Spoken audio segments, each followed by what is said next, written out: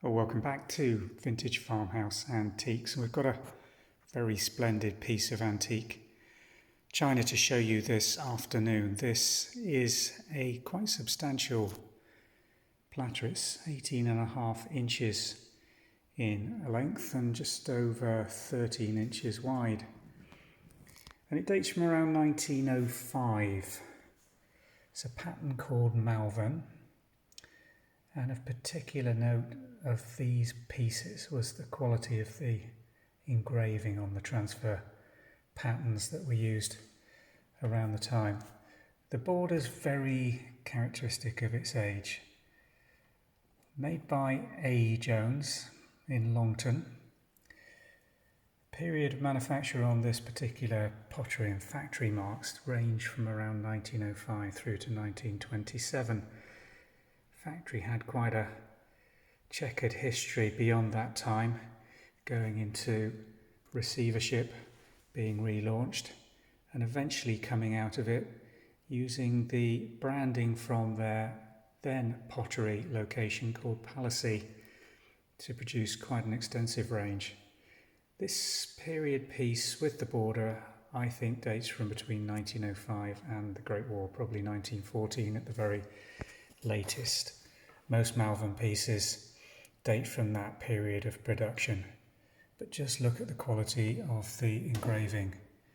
Pastoral, romanticised rural scene, based not on any particular location, but a series of woodcuts from the 17th and 18th century which were used to produce these decorative panels, and they varied between different size platters. We've got two that we're going to put on sale on the Vintage and Antiques website over the next couple of days. This is the larger of the two and depicts this rather picturesque and romanticised cottage with the grazing cattle in the foreground and the village scene in the distance.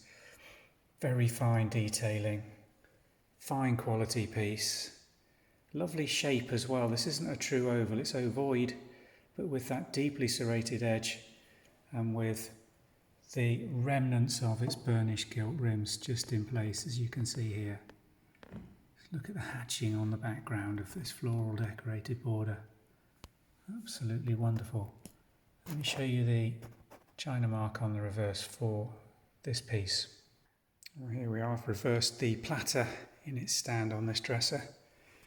And down here on one of the rims you can see the Malvern with the RD number and the AEJ & Co. mark for A.E. Jones and Company. Nicely marked. Now there is some very fine glaze crazing, as you can see.